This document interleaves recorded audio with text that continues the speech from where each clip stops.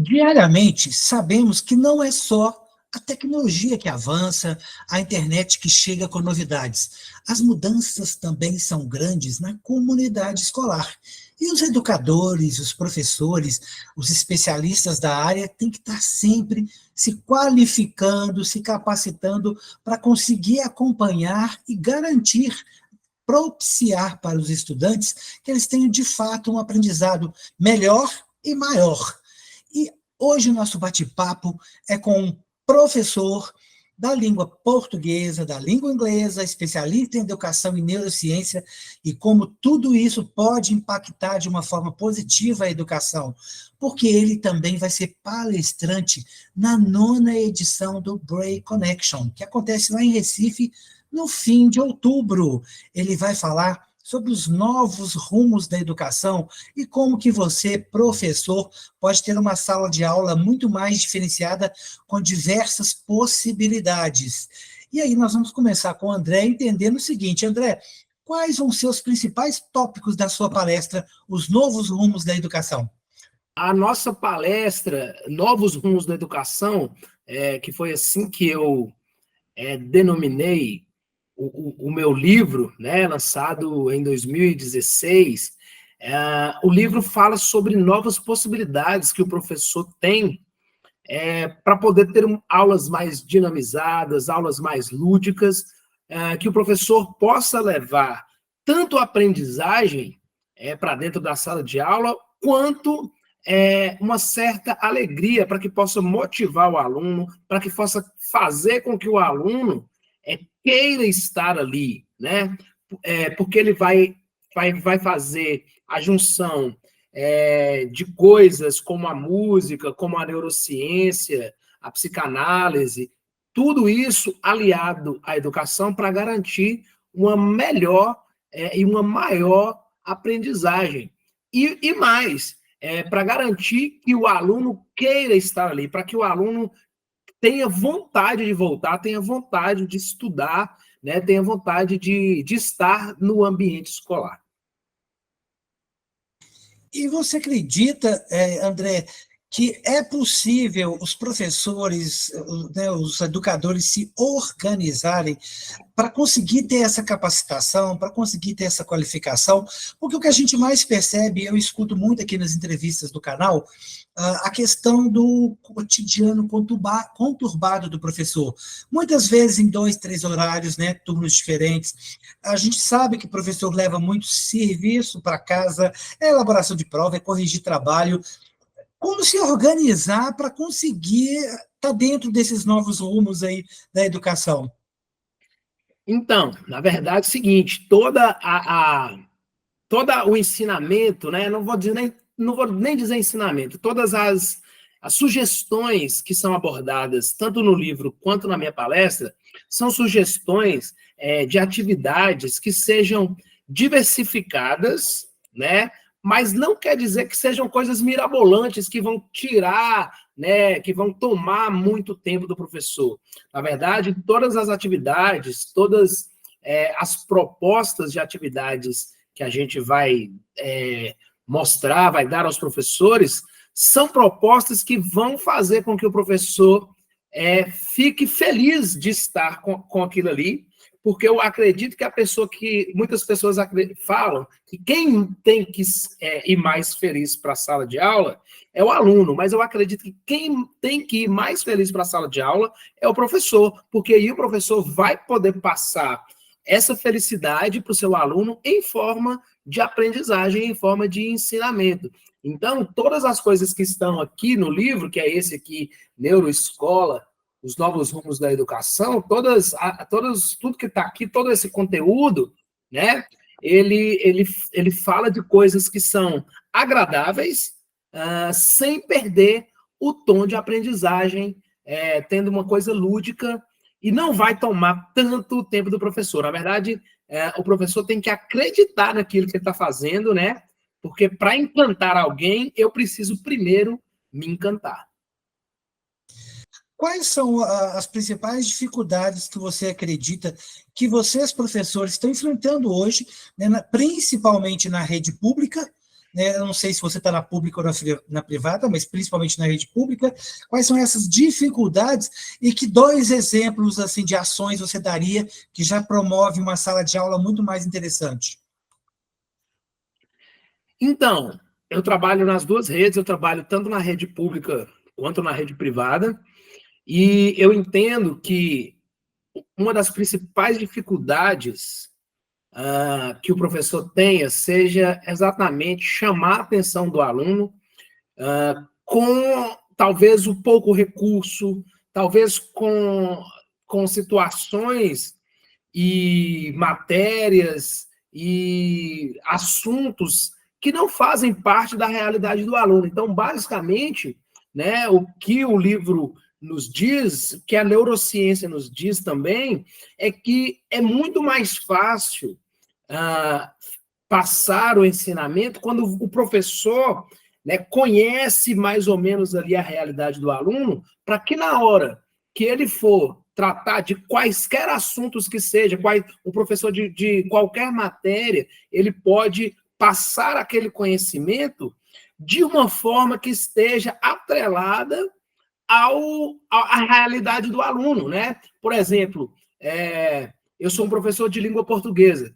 É claro que eu não vou deixar de passar gramática, nem vou deixar de mostrar os clássicos da literatura como Clarice Lispector e Machado de Assis. Mas antes disso, eu preciso chamar a atenção do meu aluno, por exemplo, um aluno que mora na periferia, mostrando para ele autores da periferia, letras de músicas que falam dessa periferia e, consequentemente, falam da realidade deles. Então, quando eu trago coisas para eles que fazem parte da realidade deles, eu tenho certeza que o interesse dos alunos vai aumentar e, consequentemente, os resultados também, e aí vai ficar todo mundo feliz, tanto o professor e o aluno também.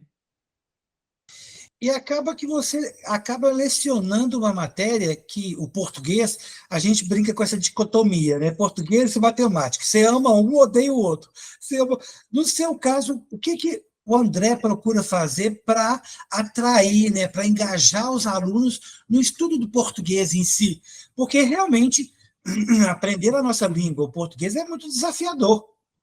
A gente percebe que tem ali muitas dificuldades, é uma língua muito complexa, né? Quais são aí os diferenciais que você busca nesse caso específico?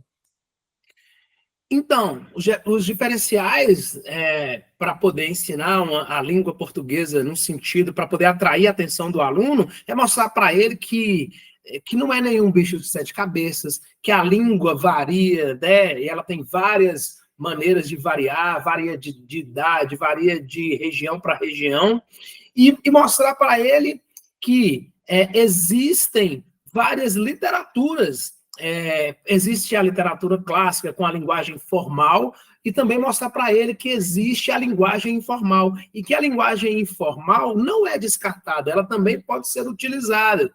E aí, depois que eu mostro para ele a diferença desses 2 tipos de linguagem, o que a gente faz é mostrar que há os momentos de se utilizar a linguagem formal e os momentos de se utilizar a linguagem informal. Não vamos dizer que está certo ou errado, é apenas os momentos exatos de usar cada uma.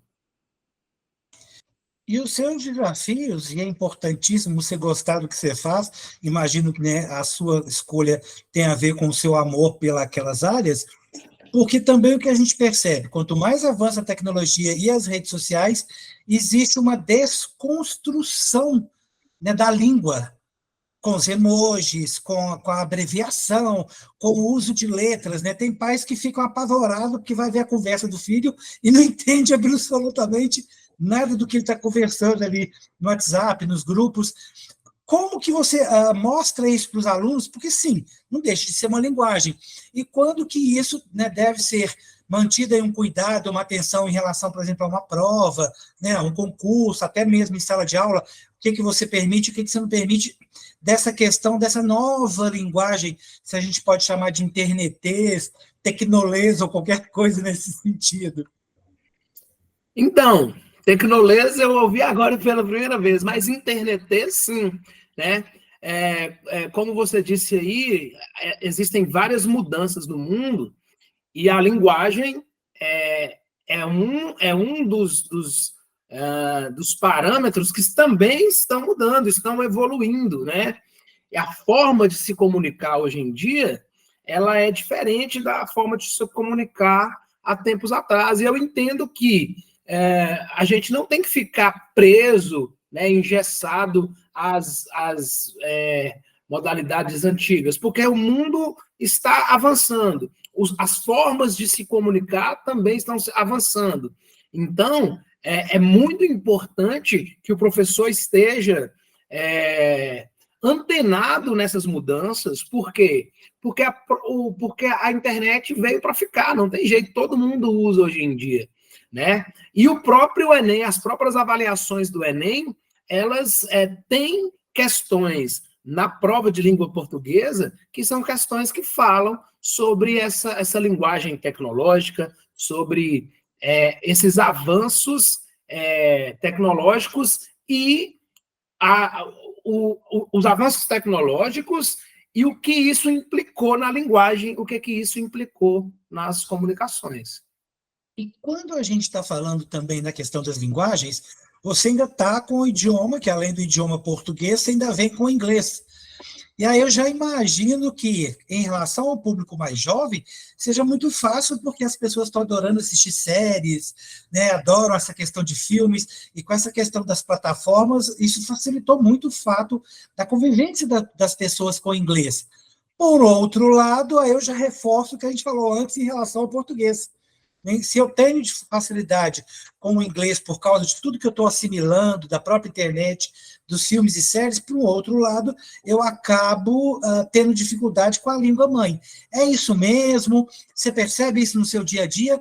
Como é que você consegue lidar com essa dicotomia? Na verdade, assim, hoje em dia eu trabalho com inglês técnico, né, que é o inglês para curso técnico. Então, ele não é um inglês tão aprofundado. Seria aquele inglês, eu dou aula de inglês para o curso de informática, então seria um inglês para que o aluno possa se virar, né? Utilizando técnicas de skimming, técnicas de scanning, né? Que são técnicas de procurar as palavras cognatas, procurar os sufixos das palavras para poder fazer uma suposição. Então, aí, tanto com a língua portuguesa com a língua inglesa, eu procuro trabalhar assuntos que estão no dia a dia desses alunos, né? E não pegar coisas ali completamente fora de contexto, coisas muito antigas, coisas que não fazem parte da realidade do aluno contemporâneo. Porque eu entendo que tanto língua portuguesa quanto língua inglesa, né, são leituras de mundo, ler o mundo ao seu redor, né? Então, a língua mãe, né, o aluno tendo uma boa concepção de que a língua, de que entender português é entender o mundo em que ele vive, entender os sinais, ler um livro e conseguir interpretá-lo, assistir a um filme e se encantar, ouvir uma música, né, uma música que tem uma letra de qualidade também e se encantar. Da mesma forma, na língua inglesa, onde ele consiga assistir uma série em inglês e reconhecer as palavras, reconhecer um sufixo, reconhecer cognatas e falsas cognatas, né, para ele ter uma aprendizagem que não seja assim, no caso da língua inglesa, porque no caso da língua inglesa eu trabalho mais com o inglês técnico, não seja assim, ele não vai ser um falante da língua, mas ele vai poder, pelo menos, fazer a compreensão de textos, né, compreender algumas palavras que ele escute em séries, que ele escute em letras de música, né? E a partir daí, se ele gostar, ele poder se aprofundar mais nessa língua. E quando você está falando da questão de ler, né, da leitura de mundo, do hábito mesmo de ter um livro nas mãos, que a gente percebe com uma dificuldade muito grande atualmente, sempre foi, né? O Brasil não é, infelizmente, ainda um grande país leitor. No seu caso, sendo um profissional, né, um especialista da área do português, Qual a importância que você vê em fomentar realmente a leitura dos livros e como que você busca novidades, como é que você faz para trabalhar isso em sala de aula que seja de uma forma atrativa para os alunos? Então, ontem mesmo eu tive na escola e aí eu estava fazendo tipo uma palestra lá sobre chamada Literatura Fora da Caixa. E falando com os professores dessa escola aqui na minha cidade, a gente falou exatamente sobre. Eu levei até um vídeo do Rubem Alves, ele falando sobre o hábito da leitura. E o Rubem Alves fala o seguinte, que leitura não é um hábito, leitura é uma coisa que acontece naturalmente. E como que o professor vai fazer que esse aluno leia? Não é mandando o aluno ler, porque se mandar ler já estraga, né? É o que o Rubem Alves diz. Então, para que o professor faça com que o aluno tenha vontade de ler, é pegar o livro ali e ler com eles, e se encantar junto com eles no mundo mágico das palavras, né, que existe ali. Porque a gente entende que, realmente, como você disse aí, a leitura, né, para os alunos, principalmente para os alunos de periferia, é um instrumento de transformação. E aí a gente vai deixar claro na cabeça dos alunos maiores que a leitura vai fazer com que ele saia de um momento que ele está e que ele vai poder progredir, né, fazer uma ascensão na sua vida, uma ascensão social mesmo. E a leitura é uma dessas portas, porque às vezes só ler não é o caso. O aluno tem que ler, pensar, ser um leitor crítico. Às vezes, se ele entender o que está escrito ali em leituras talvez mais complexas, ele poder questionar, né, o que está sendo apresentado para ele, e aí ele vai ter esse crescimento social de verdade. Porque, infelizmente, o que a gente observa muito, né, André, é a questão do analfabetismo funcional. Né? Quantos e quantos estudantes não chegam na universidade, nas faculdades, no ensino superior, com essa dificuldade de interpretação?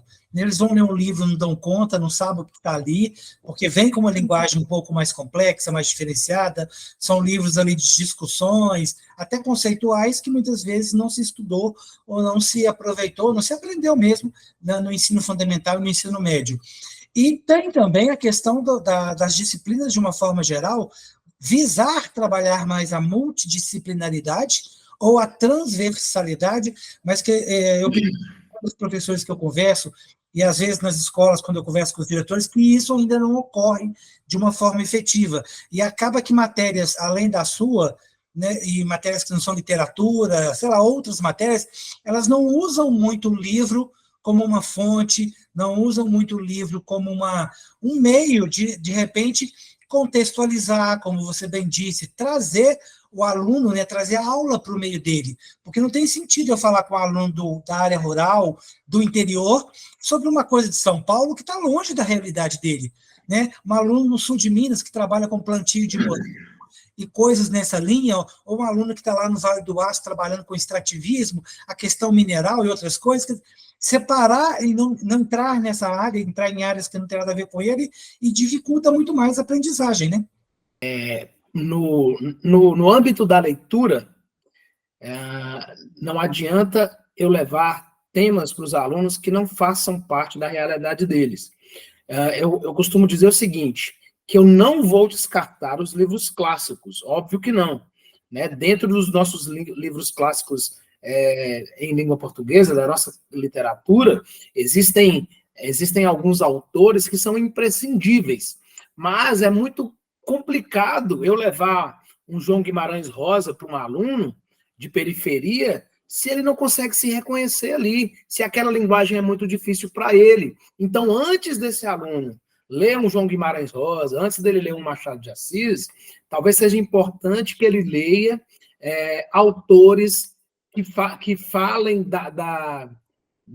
do cotidiano desses alunos, para que eles tenham o gosto da leitura, né? Para que ele leia leia dois, se interesse, busque mais coisas daquele autor, né? Tem alguns autores que são especialistas em escrever sobre a periferia, escrever sobre a realidade né, das realidades periféricas, que é onde a maioria dos jovens estudantes de escola pública moram. Então, a partir dessa leitura, que o aluno vai tomando um gosto, ele vai se reconhecendo aos poucos, e depois a gente vai podendo passar outros livros para eles, né? Então, eu costumo dizer, antes de chegar no Machado de Assis, ele precisa passar por alguns outros autores que falem mais da realidade deles.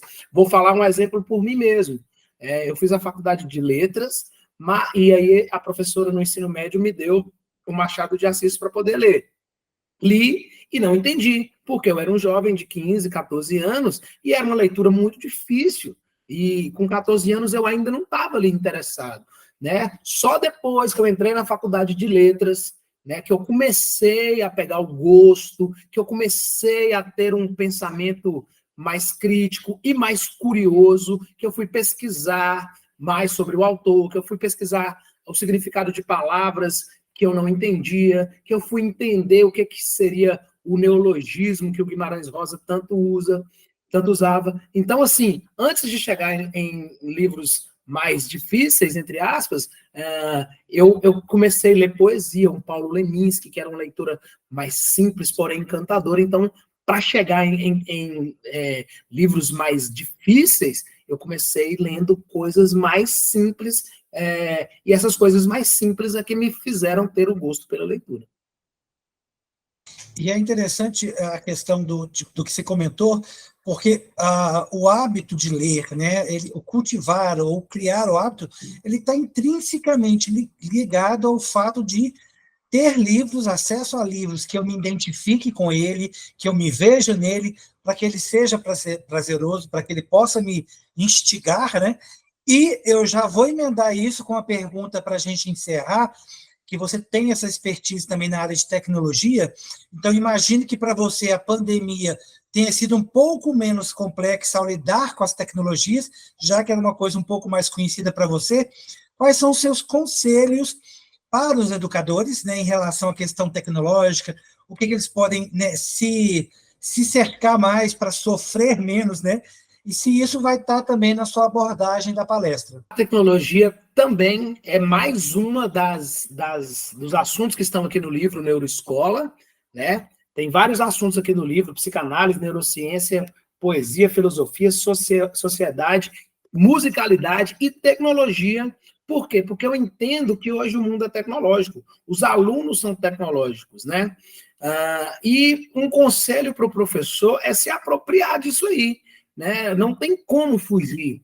Aliás, até tem como fugir, só que aí você vai ser aquele professor que vai reclamar sempre, né? Se você se apropriar, por exemplo, de recursos como um Google Classroom, um Kahoot, um WordWall, o próprio Canva, né? Outras ferramentas tecnológicas mais avançadas, eu falei que as mais simples, mas tem outras mais avançadas e tal, o professor vai conseguir montar suas aulas de maneira mais simples. O aluno vai ter interesse porque ele já é o que a gente chama de nativo digital. Ele já nasceu quando a internet e a tecnologia já estava aí. A gente não é, a gente, né, a gente foi aprendendo aos poucos, e o aluno não, ele já nasceu, internet já estava aí, ele entende que ele não nasceu, né? Fizeram um download dele. E aí, eu acho que para o professor continuar sendo essa pessoa feliz com o próprio trabalho, porque se você escolheu essa nossa tão complexa profissão, que uns amam, outros odeiam e reclamam, para você parar de reclamar é se apropriar das tecnologias, se apropriar de ferramentas que vão fazer o aluno feliz e, consequentemente, vão te fazer feliz. Você vai chegar na sala de aula, né, sem aquela vontade de você chega às 7, fica doido para dar 11 logo. Não, porque você está ensinando, mas está se divertindo também, juntamente com seus alunos. E vamos combinar, para você que está aí nos ouvindo pelo podcast, você que está nos assistindo aí no canal do YouTube, é fundamental a gente amar o que a gente faz, né? Poder acordar e sair da cama com aquela alegria e satisfação, porque quando a gente faz o que a gente gosta, você não tem que sair nem um dia para trabalhar, mas para se divertir.